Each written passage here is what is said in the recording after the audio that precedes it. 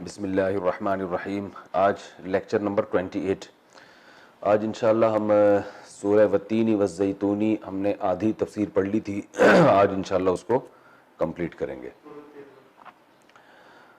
اعوذ باللہ من الشیطان الرجیم، بسم اللہ الرحمن الرحیم۔ والتین والزیتون، قسم ہے انجیر کی، قسم ہے زیتون کی، وہذا البلد الامین، اور قسم ہے اس امن والے شہر کی۔ لقد خلقنا الانسان فی احسن تقویم، ہم نے انسان کو بہترین تخلیق میں پیدا کیا ہے۔ یہ یہاں تک ہو چکا تھا کہ زیتون اور انجیر کی قسمیں اللہ نے کیوں اٹھائی اور مکہ کی قسم اللہ تعالیٰ نے کیوں اٹھائی، یہ بتانے کے لیے کہ انسان کی جسمانی اور روحانی دونوں قسم کی تربیت کا بہترین انتظام کیا گیا ہے۔ تو یہ یقیناً اس بات کی علامت ہے کہ انسان کو اللہ تعالیٰ نے سب سے بہترین مخلوق بنایا ہے۔ آگے ہے ثم رددناہ اسفل سافلین، پھر ہم نے اس کو لوٹا دیا نچلوں میں سب سے کمتر۔ اس کی دو تفسیریں کی گئی ہیں۔ ایک تو یہ کہ بدعمالیاں اس سے مراد ہیں، یعنی انسان کو سب سے اچھا بنایا تھا اللہ تعالیٰ نے، لیکن انسان جو بدعمالیاں کرتا ہے، جھوٹ اور زنا، شراب اور شرک، اور یہ جو تہذیب سے عاری حرکتیں اختیار کرتا ہے، اس کی وجہ سے انسان اشرف المخلوقات کے بجائے اسفل المخلوقات بن جاتا ہے۔ یعنی پھر جیسے قرآن میں دوسرے مقام پر آئے نا، اولئک کالانعام بل ہم اضل، جو لوگ اللہ کو نہیں مانتے اور اللہ کی مانتے نہیں ہیں، تو اللہ فرماتے ہیں یہ لوگ چوپائے ہیں بلکہ ان سے بھی بدتر، کیونکہ جانور میں اگر تہذیب نہیں ہے اور اخلاق نہیں ہے تو وہ تو بیچارے میں جان کر تھوڑی کیا اس کو تو اللہ نے ایسے ہی بنا دیا، لیکن انسان کو بنایا کیا تھا، بن کیا گیا، تو پھر وہ کیا ہے کہ سب سے گھٹیا ترین مقام پھر کس کا ہوتا ہے؟ انسان کا ہوتا ہے۔ تو صرف سوٹ بوٹ سے، ٹائی سے اور یہ ظاہری جو ہے نا حلیے سے انسان کی عظمت کا پتہ نہیں چلتا۔ تو اللہ فرماتے ہیں ہم نے انسان کو لوٹا دیا بدترین مقام میں۔ الا الذین آمنوا، ہاں وہ لوگ جو ایمان لائے اور نیک اعمال کیے، تو وہ اس سے مستثنی ہے، وہ اشرف المخلوقات ہی رہتے ہیں، وہ سب سے افضل اور برتر ہی رہتے ہیں۔ الا الذین آمنوا، وہ لوگ جو ایمان لائے، وعملوا الصالحات، اور نیک اعمال کیے۔ تو ایمان سے مراد کیا ہے؟ اصطلاحی ایمان، یعنی اللہ پر ایمان، اللہ کے فرشتوں پر ایمان اور اللہ کی کتابوں پر ایمان، جو بھی ایمان کی ڈیفینیشن ہے قرآن مجید نے جس کو بیان کیا ہے۔ ایمان ویسے تو کسی بھی چیز پہ ایمان لانے کو کہتے ہیں، مگر وہ ایمان تو ہندو بھی لاتے ہیں اور سکھ بھی لاتے ہیں، یہودی بھی لاتے ہیں، عیسائی بھی لاتے ہیں۔ یہ ایمان معتبر نہیں ہے۔ معتبر وہ ایمان ہے جس کو اللہ ایمان کہتا ہے، اور وہ ہے توحید پرست ہونا اور دین کے جو بیسک اور ضروری مسائل ہیں ان سب پر ایمان لانا۔ تو ایمان یعنی اپنے عقیدے کو درست کرنا۔ کیا؟ او ہاں، یہ تو رہ گئی تھی۔ وَالتِّینِ وَالزَّیْتُونِ وَطُورِ سِینِین وَهَٰذَا الْبَلَدِ الْأَمِینِ، یہ تو کل والے درس میں پورے میں ہی رہ گئی ہے۔ اچھا چلیں آج اس کو کمپلیٹ کر لیتا ہوں۔ وَالتِّینِ وَالزَّیْتُونِ وَطُورِ سِینِین وَهَٰذَا الْبَلَدِ الْأَمِینِ، یہ طور سینین کا لفظ تو کل کے درس میں رہ گیا تھا۔ تو طور سینین کی بھی قسم اس لیے اٹھائی ہے کہ طور سینین جو ہے نا، طور سینا بھی کہتے ہیں، طور سینین بھی کہتے ہیں، یہ کوہ طور کا نام ہے جہاں حضرت موسیٰ علیہ السلام وحی کے لیے گئے تھے، یعنی اللہ تعالیٰ آپ سے ہم کلام ہوئے تھے۔ تو کیونکہ وہ جگہ بھی منبع اور مرکز ہے جہاں سے ہدایت پھیلی ہے تورات کی شکل میں کوہ طور پر، تو مکہ بھی منبع اور مرکز ہے۔ تو دو قسمیں اللہ نے اٹھائیں، مادی چیزوں کی اور دو روحانی چیزوں کی۔ تو کوہ طور بھی جو ہے نا وہ جگہ ہے جہاں اللہ تعالیٰ موسیٰ علیہ السلام سے ہم کلام ہوئے تھے، اور وہاں سے بھی ہدایت کا سلسلہ شروع ہوا۔ تو اس لیے یہ دو قسمیں روحانی ہو گئیں، دو جسمانی ہو گئیں۔ تو پچھلے درس میں پورا یہ آیتی غائب ہو گئی، تو آپ لوگ کو بتانی چاہیے تھی نا۔ کمال ہے یار، ایک دن بعد ذہن میں آ رہا ہے۔ تو اور یہ صورتیں تو ہم صبح و شام پڑھتے ہیں نماز میں، تو یہ پوری آیت ہی غائب ہو گئی تھی۔ خیر اب آ گئی۔ وَالتِّینِ وَالزَّیْتُونِ وَطُورِ سِینِینَ وَهَٰذَا الْبَلَدِ الْأَمِینِ، تو طور سینین کا بھی یہی مقصد ہے کہ روحانی وہاں سے تربیت انسان کو ملی ہے۔ تو میں بتا رہا تھا الا الذین آمنوا وعملوا الصالحات، جو ایمان لائے وعملوا الصالحات اور نیک اعمال کیے. تو کیا مطلب؟ جنہوں نے اپنے عقیدے کو بھی درست کر لیا اور اپنے عمل کو بھی درست کر لیا، تو وہ اس سے مستثنی ہے، وہ اپنے اسی مقام پر ہیں. اور آگے فرمایا فلہم، تو پس ان کے لیے ہے اجر، ایسا اجر غیر ممنون جو کبھی ختم ہونے والا نہیں ہے. یہ ایک تفسیر ہے اس آیت کی.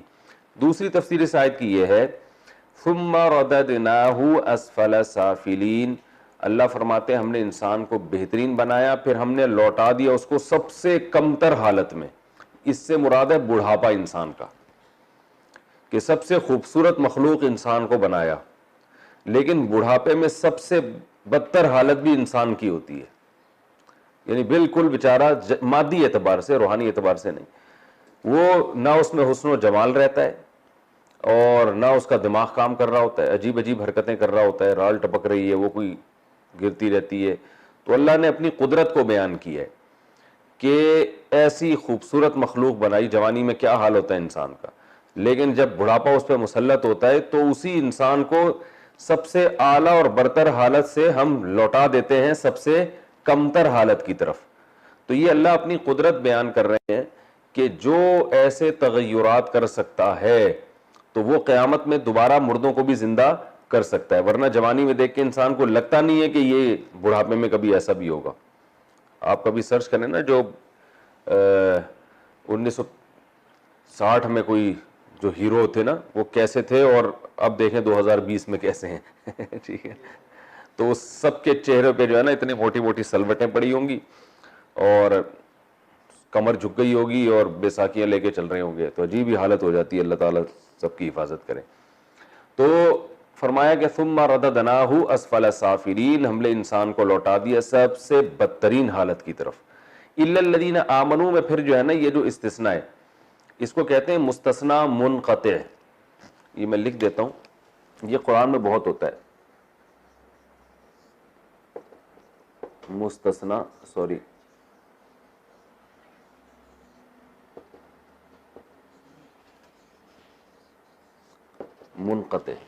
منقطع کا مطلب یہ ہوتا ہے، دیکھیں جیسے میں کہتا ہوں جاءنی القوم، میرے پاس قوم آئی، الا زیدن، سوائے زید کے. تو زید قوم ہی کا ایک فرد ہے نا. تو جب میں نے بتایا پوری قوم آئی مگر اس میں سے زید نہیں آیا، تو یہ ہے مستثنی متصل.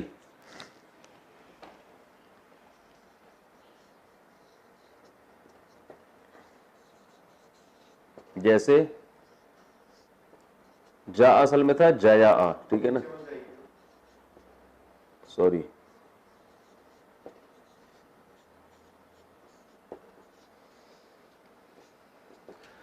جاءنی القوم الا زیدن، پوری قوم آئی مگر زید نہیں آیا.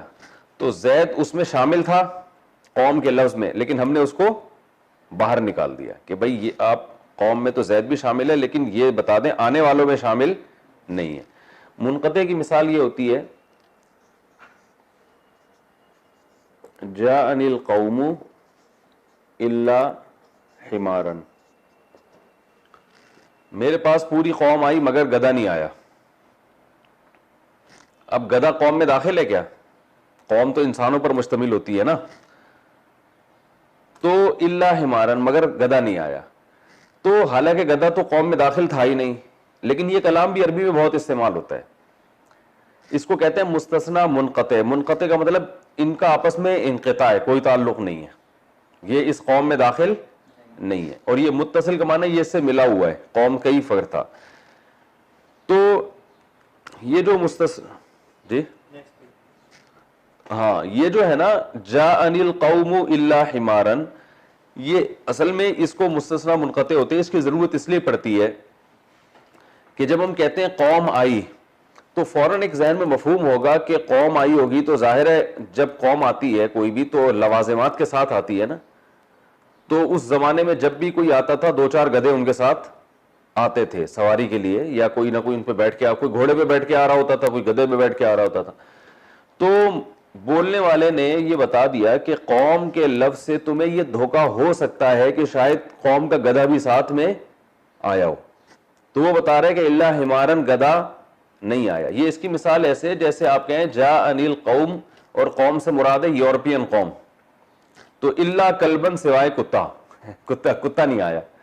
وجہ اس کی گورے جہاں جاتے ہیں ساتھ میں کتے ان کے ہوتے ہیں نا, تو وہم ہو سکتا تھا کہ یار وہ آیا ہے, تو آپ کے ذہن میں بات آ سکتی تھی پھر کتے بھی ان کے ساتھ ہوں گے, تو بتا دیا الا کلبن, کتا نہیں آیا ان کے ساتھ.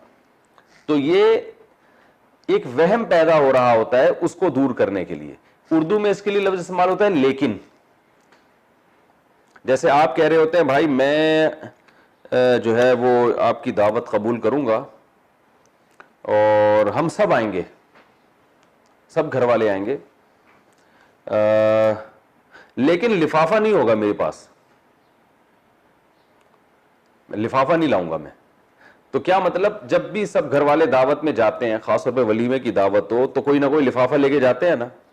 مفتی تو آپ نے کیا کیا, آپ نے کہا ہم سب گھر والے آئیں گے, تو سامنے والے کو وہم ہوگا گھر والے آئیں گے تو جیب میں ان کی پینٹ میں لفافے بھی ہوں گے, تو آپ نے کہہ دیا لیکن لفافے نہیں ہوں گے, تو لفافے کو اس سے خارج کیا, حالانکہ لفافہ تو داخل تھا ہی نہیں. تو یہ ایک وہم دور کرنے کے لیے, یار جب گھر والے آتے ہیں تو آج کل جو کلچر چل رہا ہے وہ یہی چل رہا ہے کہ کچھ نہ کچھ پیسے بھی لے کر آتے ہیں, تو آپ بتاتے ہیں بھائی گھر والے تو آئیں گے لیکن لفافہ نہیں ہوگا. تو یہ بتانا, تو اس کے لیے الا استعمال ہوتا ہے, الا لفافہ, ٹھیک ہے نا, لفافہ نہیں آئے گا. تو یہاں بھی ایسا ہی ہے, اللہ نے قرآن میں فرمایا کہ ثم رددناہ اسفل سافلین, ہم نے انسان کو لوٹا دیا بہت ہی بدتر حالت, یہ بڑھاپے کی طرف. تو اس سے ایک وہم پیدا ہو رہا ہے کہ یہ ہمیشہ کے لیے لوٹا دیا اللہ نے, اب کبھی بھی انسان کو دوبارہ جوانی نہیں ملے گی, دوبارہ اسی اچھی حالت میں نہیں آئے گا. تو اللہ نے کہا کہ یہ وہم کرنے کی ضرورت نہیں ہے, الا الذین آمنوا وعملوا الصالحات, جو ایمان لائے اور نیک اعمال اختیار کیے, فلہم اجر غیر ممنون, ان کے لیے بہرحال اجر ہے جو کبھی ختم نہیں ہوگا. تو اس اجر میں یہ بھی ہے کہ وہ دوبارہ اسی کنڈیشن میں آ جائیں گے, یعنی دوبارہ بلکہ اس سے بھی زیادہ اچھی کنڈیشن میں آ جائیں گے جس طرح سے وہ دنیا میں تھے. یہ دو تفسیریں ہیں. مولانا شریف علی تھانوی رحمہ اللہ تعالی نے دوسری تفسیر کو زیادہ ترجیح دی ہے کہ یہ جو دوسری تفسیر ہے نا, یہ زیادہ ان کی رائے میں دلائل کی دنیا میں زیادہ بہتر ہے. وہ دلائل کیا ہیں, اس میں جائیں گے تو بہت ٹائم لگے گا. تو قرآن کے سیاق سے پتہ چلتا ہے کہ یہ دوسری تفسیر یہاں مراد ہے. تو آگے وہ اس کی قرینہ یہ کہ آگے جو آیت ہے فما یکذبک بعد بالدین, اس سے انہوں نے استدلال کیا ہے کہ فما یکذبک بعد بالدین. آگے اللہ فرما رہے ہیں کہ پس کون سی چیز ایسی ہے جو اس سب کے باوجود تمہیں روز جزا کو جھٹلانے پر مجبور کرتی ہے, تمہیں روز جزا کا منکر بنا رہی ہے. کیا مطلب, پہلی تفسیر کے مطابق کہ اللہ نے انجیر اور زیتون کو پیدا کیا تمہارے لیے, کوہ طور اور مکہ کو وحی کا مرکز بنایا, یہ تمام چیزیں جو انسان کی ٹریننگ کے روحانی اور جسمانی تربیت کا انتظام کیا جا رہا ہے, اور اچھا انتظام کیا جا رہا ہے تو ظاہر ہے اس کا کوئی مقصد ہوگا. بلا وجہ انسان کو اتنا پروٹوکول کیوں دیا جا رہا ہے؟ جب بھی کسی کو بہت زیادہ اس کے پیچھے کوئی مقصد ہوتا ہے, اس سے کوئی کام لینا ہوتا ہے. جیسے میں اس کی اکثر ایک مثال دیتا ہوں کہ وہی ایک ویکینسی تھی آرمی میں کمیشن آفیسر بھرتی ہونے کی, انٹرویو کے لیے آپ کو بلایا گیا, آپ چلے گئے, تو اب آپ کو بتایا جا رہا ہے کہ آپ بینیفٹس ملیں گے, تو بتایا جا رہا ہے کہ جی آپ کو اتنی تنخواہ ملے گی اور ریٹائرمنٹ کے بعد ملیر کینٹ میں گھر ملے گا آپ کو, اور آپ کا ساری زندگی آپ کا, آپ کے والدین کا, بیوی بچوں کا علاج فری ہوگا, اور وغیرہ وغیرہ وغیرہ بہت کچھ اور پھر چلتے پھرتے آپ کو فوجی سیلوٹ کریں گے, بڑی عزت ہوگی, اتنا بڑا گریڈ لگ جائے گا, اتنے پھول لگ جائیں گے یہاں پہ. تو آپ نے کہا ماشاءاللہ عام سویلین کو تو اس طرح اتنا حکومت پروٹوکول نہیں دیتی, مجھے بہت اچھا پروٹوکول دیا حکومت نے, تو ٹھیک ہے میں چلتا ہوں, بس اب کل سے آپ تنخواہ بھیج دیے گا اور مجھے بتا دیے گا پلاٹ کے ڈاکومنٹس وغیرہ جو بھی ہیں. تو وہ جب آپ جانے لگیں گے تو وہ آپ سے کہے گا نا کہ بھائی آپ کو جو عام سویلین کو ہم نے اتنا پروٹوکول نہیں دیا, آپ کو جو دے رہے ہیں تو آپ یہ تو پوچھیں آپ کا کام کیا ہے. تو آپ کا کام, بس آپ نے تو یہ کہا تھا یہ ملے گا, کام کیا, کام تھوڑی میرے سے, میں گھر جاؤں گا آرام سے, آرام سوؤں گا, آرام کروں گا. تو وہ کہے گا نا بھائی یہ باقی سوتیلے تھوڑی ہیں, یہ بھی تو گورنمنٹ کی رعایا ہے جن کو اتنا کچھ نہیں دیا جا رہا. تو آپ کو اگر دیا جا رہا ہے تو وہ اس لیے کہ آپ سے کام زیادہ لیا جا رہا ہے. تو بات یہ ہے کہ آپ کا کام یہ ہوگا کہ جب جنگ چھڑے گی تو یہ جو سویلین ہیں یہ اپنے گھروں میں آرام سے سوئیں گے, آپ کو میدان جنگ میں اتر کے اپنی جان ہتھیلی پر رکھ کر لڑنا ہے. یہ کام آپ کی ذمہ داری بہت زیادہ ہے, اس لیے آپ کو اتنا کچھ دیا جا رہا ہے. تو دنیا میں جب کوئی گورنمنٹ کسی کو خاص رعایت دیتی ہے تو اس کے پیچھے کوئی مقصد ہوتا ہے. تو اللہ بھی فرما رہے ہیں کہ تمہارے لیے انجیر اور زیتون جیسی میں نے چیزیں پیدا کی, اور تمہاری تربیت کے لیے کوہ طور اور مکہ کا میں نے انتظام کیا کہ جبریل آ رہے ہیں, پیغمبروں پر وحی لے کر آ رہے ہیں, پھر پیغمبروں کو ماریں کھانی پڑ رہی ہیں, تکلیفیں اٹھانی پڑ رہی ہیں. تو یقیناً یہ سب ایک مقصد کے لیے, اور وہ مقصد اللہ نے بیان کیا ہے کہ یہ اس لیے ہے کہ تم اللہ کی مان کے چلتے ہو یا اللہ کے نافرمان بن کے چلتے ہو. مان کے چلو گے تو آخرت میں اجر ملے گا, نہیں مانو گے تو آخرت میں تباہ و برباد ہو جاؤ گے. تو فما یکذبک بعد بالدین, یہ جو پورا پروسیس اللہ نے بیان کیا, اس کے بعد بھی تم کیسے آخرت کا انکار کرتے ہو؟ کیونکہ اگر ہم آخرت کا انکار کر دیں تو اس کا مطلب یہ ہے کہ پھر انسان کا تو پیدائش کا کوئی مقصد ہی نہیں ہے, حساب و کتاب ہی نہیں ہے, پھر جو چاہے کرتے پھرو, پھر تو کوئی پوچھنے والا ہے ہی نہیں. تو پھر اللہ نے اتنا کچھ انسان پر احسانات کیوں کیے؟ تو اس لیے اللہ نے فرمایا کہ فما یکذبک بعد بالدین, تم کس طرح سے آخرت کا انکار کرتے ہو, کون سی چیز ہے جو تمہیں آخرت کا منکر بنا رہی ہے؟ یعنی اس سے مضبوط کون سے دلائل ہیں جو تمہارے سامنے اور جس کی وجہ سے تم نے آخرت کا انکار کر دیا؟ تو انکار ایک تو اس لیے کیا, کرنے والا کرتا ہے کہ اس کے سامنے کوئی حکمت نہیں ہوتی. تو اللہ نے بتایا پہلی حکمت تو یہ ہے کہ تمہیں بنایا ہے تو تمہیں بھی کسی مقصد کے لیے بنایا. دوسرا یہ کہ آخرت کا انکار بعض دفعہ اس بیس پہ ہوتا ہے کہ یہ انسانی عقل مانتی نہیں ہے کہ مرنے کے بعد دوبارہ زندہ کیسے ہوں گے.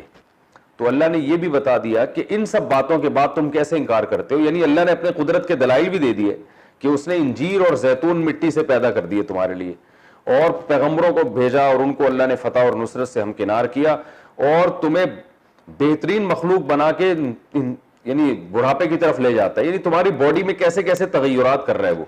تو یہ سب اس بات کی علامت ہے کہ وہ دوبارہ زندہ کرنے پر بھی قدرت رکھتا ہے. تو فما یکذبک بعد, اس کے بعد بھی, یہ سب کچھ سننے کے بعد بھی کون سی چیز ہے جو تمہیں آخرت کا منکر بنا رہی ہے, جو تم سے آخرت کا انکار کروا رہی ہے؟ آگے ارشاد فرمایا الیس اللہ باحکم الحاکمین, کیا اللہ تعالیٰ تمام فیصلہ کرنے والوں میں سب سے بہتر فیصلہ کرنے والا نہیں ہے؟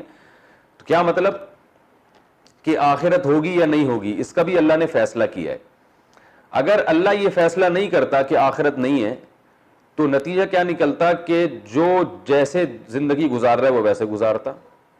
لوگ ظلم بھی کرتے, لوگ ایک دوسرے کا حق بھی دباتے, اور اچھے کو اچھائی والا بدلہ نہ ملتا, برے کو سزا نہ ملتی. تو یہ فیصلہ تو ایک دنیا میں کوئی بدتر سے بدتر آدمی ایسا فیصلہ نہیں کر سکتا کہ اچھے کو اجر نہ ملے اور برے کو سزا نہ ملے. تو جو اللہ جو سب سے زیادہ اچھا فیصلہ کرنے والا ہے وہ یہ فیصلہ کیوں کرے گا کہ انسان کے لیے پوری کائنات مسخر کر دی اور انسان کو کھلی چھوٹ دیتی, جو چاہے کرتے رہو, آخرت میں کوئی حساب نہیں ہے.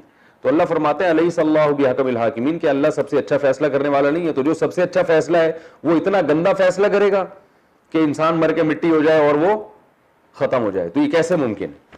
اس لیے اللہ نے سوال پوچھا الیس اللہ بحکم الحاکمین, کہ اللہ بہترین فیصلہ کرنے والا نہیں ہے؟ تو اس کو کہتے ہیں استفہام انکاری, یعنی سوال کے ضمن میں جواب بتایا جا رہا ہے کہ یہ تو تمہاری عقل بھی نہیں مانے گی کہ اللہ برا فیصلہ کرتا ہے, اللہ تو سب سے اچھا فیصلہ کرتا ہے.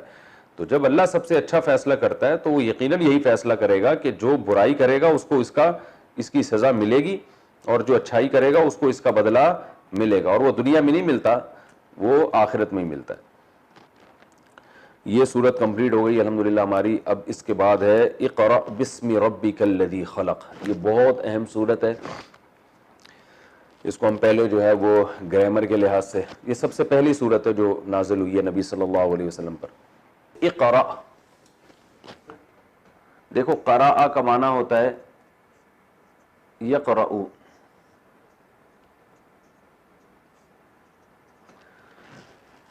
فتح یفتح کی طرح, ٹھیک ہے نا, یسمع کی طرح. یہ یقرأ اس کا معنی ہوتا ہے پڑھنا. قراءت مصدر آتا ہے, کہتے ہیں نا قاری صاحب قراءت کر رہے ہیں, قاری پڑھنے والا, ٹھیک ہے. تو قرأ یقرأ, یقرأ اس میں جب یہ امر بنائیں گے تو یہ پہلا حرف ہٹ گیا, اور آخر کو ساکن کر دیا. پہلا ساکن ہے تو شروع میں الف لیا ہے. اقرا پڑھ. اقرا کا کیا معنی ہے؟ پڑھ. اقرا بسم ربک. بسمی اصل میں تھا باسمی. پڑھیے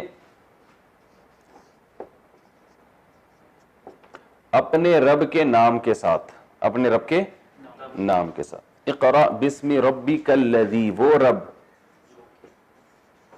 خلق جس نے پیدا کیا. ضربہ کی طرح آسان ہے. خلق الانسان جس نے پیدا کیا انسان کو من علق. علق کہتے ہیں خون کا لوتھڑا. اب خون کا لوتھڑا کسے کہتے ہیں؟ جمع و خون نہیں ہوتا. بچہ جب ماں کے پیٹ میں ہوتا ہے نا تو ابتدا میں ایک جمے ہوئے خون جیسا بن جاتا ہے وہ. اچھا، علق کا لفظ اردو میں استعمال ہوتا ہے، کہتے ہیں نا معلق. معلق ہو گیا، لٹک گیا. ایسا ہوتا ہے کہ نہیں ہوتا؟ معلق ہے، ہوا میں معلق ہو گیا یہ، ٹھیک ہے نا. اور تعلق، وہ اپنے گھر کے دریچوں سے جھانکتا کم ہے. تعلقات تو اب بھی ہیں، رابطہ کم ہے. ٹھیک ہے نا. دریچہ کھڑکیوں کو بولتے ہیں. وہ اپنے گھر کے دریچوں سے جھانکتا کم ہے، تعلقات تو اب بھی ہیں، رابطہ کم. تعلق بھی ایک ریلیشن کو بولتے ہیں. تو کوئی بھی چیز جو کسی بھی چیز کے ساتھ چپکی ہوئی ہو نا، لٹکی ہوئی ہو، اس کو کیا کہا جاتا ہے؟ علق. لٹکی ہوئی چیز. تو یہ خون کا لوتھڑا جو ہے نا ماں کے رحم میں ایسے چپکا ہوا ہوتا ہے اور اس کی جڑیں گھسی ہوئی ہوتی ہیں اندر. تو یہ خود ایک یعنی قرآن کے برحق ہونے کی ایک بہت زبردست دلیل ہے کہ اللہ تعالیٰ نے خون کے لوتھڑے کے لیے علق کا لفظ استعمال کیا ہے کہ وہ جو ہے نا ایسے جڑیں اس کی. اور یہ میڈیکل سائنس سے یہی پتہ چلتا ہے کہ بالکل جیسے پودے کی جڑیں نہیں ہوتی زمین کے اندر، اس طرح ماں کے رحم میں بچے کے جڑیں اس طرح سے چپکی ہوئی ہوتی ہیں. تو پڑھیے اپنے رب کے نام کے ساتھ جس نے پیدا کیا. خلق الانسان، پیدا کیا انسان کو من علق، خون کے ایک لوتھڑے سے یا جمے ہوئے خون سے. خلق الانسان من علق. اقرا بسم ربک الذی خلق. خلق الانسان من علق. اقرا پڑھیے. دوبارہ یہ لفظ کا تکرار ہے. وربک الاکرم، اور آپ کا رب کیا ہے؟ اکرم ازربو کی طرح. ازربو دوسرے کے مقابلے میں زیادہ مارنے والا، اکرمو دوسرے کے مقابلے میں زیادہ عزت دار. کریم کہتے ہیں عزت دار کو. تو اکرم یہ دوسرے کے یعنی پوری کائنات کے مقابلے میں، یعنی سب سے زیادہ کیا ہے؟ وہ اکرم ہے، سب سے زیادہ قابل تکریم ہے اللہ تعالیٰ کی ذات. اقرا وربک الاکرم. اچھا، اکرم جو ہے نا اس یا کریم، کریم کا کی کمپیریٹیو ڈگری ہے نا اکرم. تو کریم اس عزت دار کو کہتے ہیں جو سخاوت کی وجہ سے، جود و سخاوت عربی میں کہتے ہیں، یعنی لوگوں پر احسانات کرنا یا لوگوں کے ساتھ سخاوت کی وجہ سے جس کی معاشرے میں عزت ہو رہی ہو. تبھی کہتے ہیں الکریم الذی یعطی بغیر استحقاق. کریم اسے کہتے ہیں جو سامنے والا مستحق نہ بھی ہو تو بھی اس کو دیتا رہتا ہو. کہتے ہیں آپ بڑے کریم ہیں. کریم کا مطلب بڑے عزت دار ہیں، یعنی آپ سے جب کوئی مانگے تو آپ دیتے ہیں. تو عزت دار لوگوں کی عادت ہوتی ہے نا. تو یہ جو کرم میں وہ سخاوت والا معنی بھی آتا ہے. ٹھیک ہے نا. کہتے ہیں نا وہ آپ کا کرم ہے، یہ آپ نے ہم پہ بڑا کرم کیا. تو وَرَبُّكَ الْأَكْرَمُ، اور آپ کا رب کیا ہے؟ اکرم ہے. الذی علم بالقلم. الذی یہ وہ رب ہے. اب اکرم کی وجہ بیان کی جا رہی ہے کہ اتنا عزت دار ہے اور ایسی اس نے جود و سخا کا معاملہ کیا کہ الذی علم، کہ اس نے سکھایا انسان کو. علمہ کس طرح ہے؟ سبح کی طرح. الذی علم بالقلم، قلم کے ذریعے سکھایا.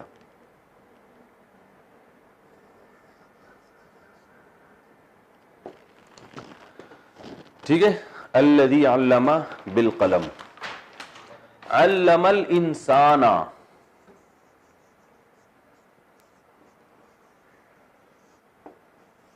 سکھایا انسان کو. ماں الذی کا معنی میں بھی آتا ہے نا، ماں وہ جو کہ انسان کو سکھایا. ماں وہ کچھ لم یعلم، لم یعلم کا معنی نہیں جانا انسان نے. بھائی علیم یعلم کا معنی جاننا, لم یعلم کا معنی نہیں جانا. یعنی علم الانسان, انسان کو سکھایا اس نے, ما وہ چیزیں, لم یعلم جو انسان نہیں جانتا تھا.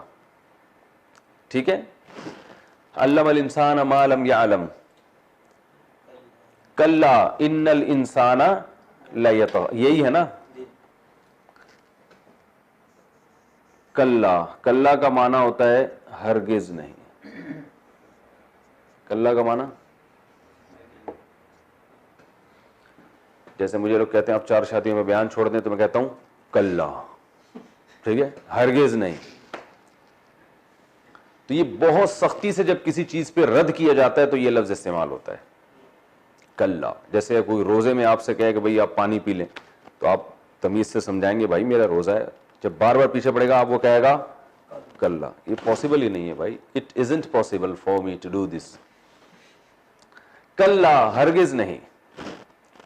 کلا ان الانسان, بے شک انسان, لیطغی,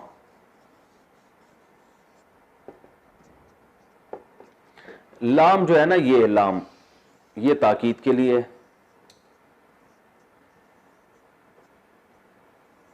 تاکید والا لام. یطغی اصل میں تھا یطغیو, یطغیو یسمعو کی طرح فعل مضارع.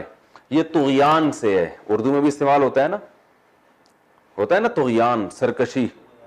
طغیانی آئی ہوئی ہے بھائی سمندر میں, کیا آئی ہوئی ہے طغیانی, وہ سرکش بنا ہوا ہے سمندر. تو یطغا کا معنی ہوتا ہے, یطغیو کو یطغا پڑھتے ہیں, تو یطغا کا معنی کیا ہوتا ہے, سرکشی کرنا, حکم عدولی کرنا. کلا, ہرگز نہیں. ان الانسان, بے شک انسان, لیطغی, سرکشی کرتا ہے. بے شک انسان کیا ہے, سرکشی کرتا ہے. کلا ان الانسان لیطغی ان رآہ استغنی. الرآہ, یہ رآ پہ کھڑا زبر ہے. ان کا معنی ہوتا ہے کہ, یہ بھی یاد کر لیں. ان کا معنی کیا ہوتا ہے, کہ. یہ جو اردو میں ہم کہتے ہیں نا, اس لیے کہ کا لفظ جو ہے نا, اور انگلش میں دیٹ استعمال ہوتا ہے اس کے لیے. ٹھیک ہے نا, تو یہ میں بھی بتاتا ہوں. ان کا معنی ہوتا ہے کہ, اس سے پہلے لام محذوف ہے, لی ان تھا اصل میں, اس کا معنی ہوگا اس لیے کہ. لی ان کا معنی اس لیے کہ. دیکھیں یہ ان کے استعمال قرآن میں ایسے آتے ہیں, وَنَادَيْنَاهُ, ابراہیم علیہ السلام کو اللہ کہتے ہیں, ہم نے کہا وَنَادَيْنَاهُ, اور ہم نے ابراہیم کو پکارا, ان, یہ پکارا کہ. ٹھیک ہے نا, یا ابراہیم, اے ابراہیم. تو یہ اردو میں جو دو جملوں کو جوائنٹ کرنے کے لیے استعمال ہوتا ہے نا. میں یہ کہہ رہا ہوں, ٹھیک ہے, آپ کیا کہہ رہے ہیں, میں یہ کہہ رہا ہوں کہ, کہتے ہیں نا تمہیں جانا چاہیے, تمہیں جانا چاہیے, یہ میں یہ کہہ رہا ہوں, دونوں جملوں کو آپس میں کیا کر رہا ہے, کنیکٹ کر رہا ہے. ٹھیک ہے نا. اچھا, میں تمہیں بہت تم پہ خرچ کروں گا کہ میں سخی ہوں, کہ میں کیا ہوں, سخی ہوں. تو یہاں ہم نے کیا کیا, اس لیے کہ میں کیا ہوں, سخی ہوں, تو اس لیے کو حذف کر دیا نا. تو عربی میں بھی لام زیر لی کا معنی ہوتا ہے لیے. تو اللہ فرماتے ہیں کہ بے شک انسان سرکش ہے, لِأَنَّ, اس لیے کہ, رآہ, رآ اصل میں تھا رآیا, ضربہ کی طرح, رؤیت سے ہے, وہی نا رؤیت ہلال. رآ کا معنی دیکھنا, ہو کا معنی خود اس کو, ہو. تو اب کیا مطلب ہوا, بے شک انسان سرکش ہے اس لیے کہ وہ انسان دیکھتا ہے ہو خود اپنے آپ کو. کیا دیکھتا ہے, استغنا, کہ وہ مستغنی ہو گیا ہے, اسے کسی کی ضرورت نہیں ہے. تو انسان یہ سمجھتا ہے کہ اسے کسی کی ضرورت نہیں ہے, اس بیس پر انسان کیا ہو گیا, سرکش ہو گیا. تو استغنا. الرآہ, اس لیے کہ رآ, وہ دیکھا اس انسان نے, ہو خود اپنے آپ کو, استغنا, یہ استخرجہ کی طرح ہے.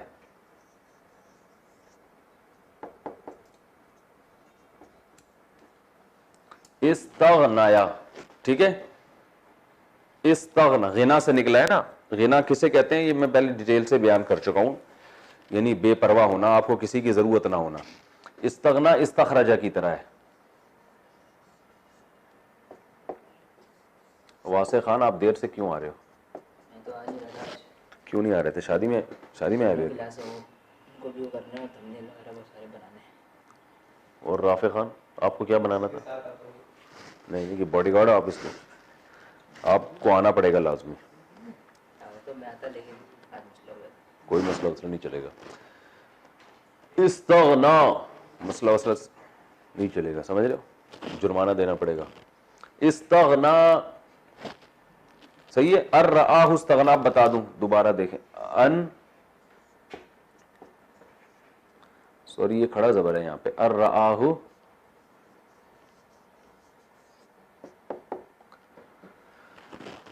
اس لیے کہ دیکھا انسان نے اس کو, یعنی خود اپنے آپ کو, استغنا کہ وہ مستغنی ہو گیا.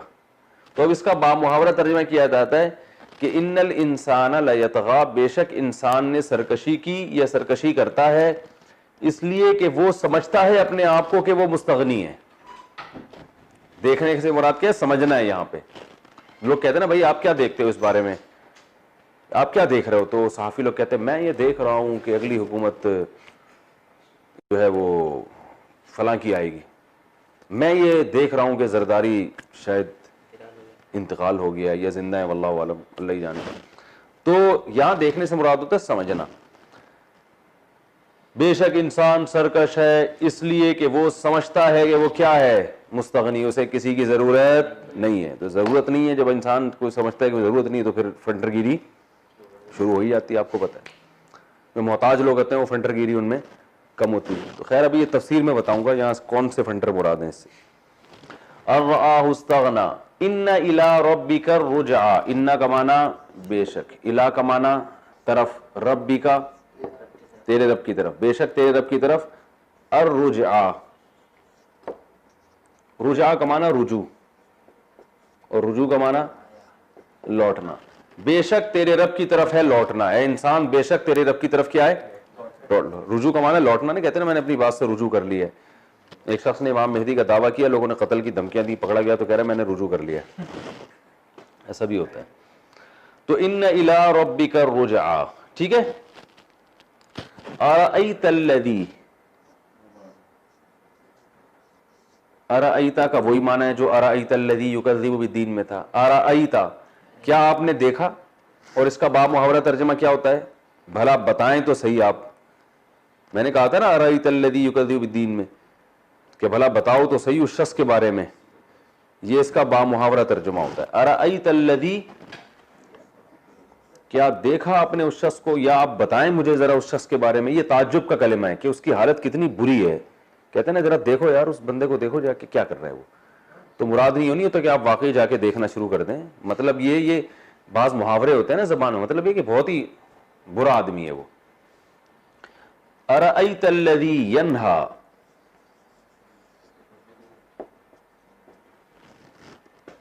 ینہا یہ نہیں سے نکلا ہے. نہیں, نہیں کا معنی روکنا, نہیں عن المنکر ہے نا, امر بالمعروف اور نہی عن المنکر. تو ینہا یسمعو کی طرح ہے, ینہیو تھا اصل میں. ارأیت الذی ینہا, بھلا دیکھا آپ نے اس شخص کو, ذرا دیکھیں تو اس کی حالت, آپ بتائیں تو صحیح اس کے بارے میں. ینہا جو روکتا ہے, عبدن ایک بندے کو. یہ بڑی زبردست صورت ہے, اس میں آپ کو محاورہ ترجمہ ہوگا نا بڑا مزہ آئے گا اور انشاءاللہ بڑا ایمان تازہ ہوگا. ارأیت الذی ینہا عبدا, بھلا آپ نے دیکھا اس شخص کو جو روکتا ہے ایک بندے کو. اذا صلی, صلی اصل میں تھا صلی یا سبح کی طرح, اس کا معنی ہوتا ہے نماز پڑھنا. صلی کا کیا معنی ہوتا ہے؟ نماز پڑھنا.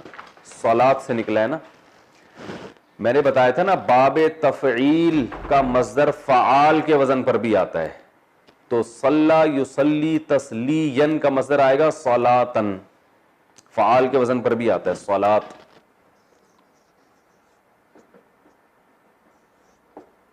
یہ واو صرف لکھا جائے گا, پڑھا نہیں جائے گا. اصل میں پڑھا الف ہی جا رہا ہے, صلاۃ. ٹھیک ہے نا, جیسے میں نے بتایا تھا نا ودع ما ودعک ربک میں وداع, باب تفعیل کا مصدر کیا آتا ہے؟ وداع. ٹھیک ہے, تو صلاۃ یہ ہے صلی یصلی تسلیتن, اس کا معنی ہوتا ہے نماز پڑھنا. جیسے وہ ارأیت الذی یکذب بالدین میں بہت ڈیٹیل سے بتایا تھا نا, فویل للمصلین بتایا تھا نا, اس میں مصلین میں بتایا تھا. تو ارأیت الذی ینہا, کیا آپ نے دیکھا اس شخص, بھائی ٹائم پورا ہو جائے تو بتا دینا, کیا آپ نے دیکھا اس شخص کو جو روکتا ہے عبدن ایک بندے کو اذا صلی جب وہ نماز پڑھتا ہے. ارأیت الذی ینہا عبدن اذا صلی, ارأیت بھلا آپ بتائیں, ارأیت ان کانا, ان کا معنی ہوتا ہے اگر, عربی میں ان کا کیا معنی ہے؟ یعنی جو انگلش میں اف کا معنی ہے نا. ارأیت اگر, بتائیں ذرا آپ, ان کانا اگر, کانا کا معنی کیا ہے؟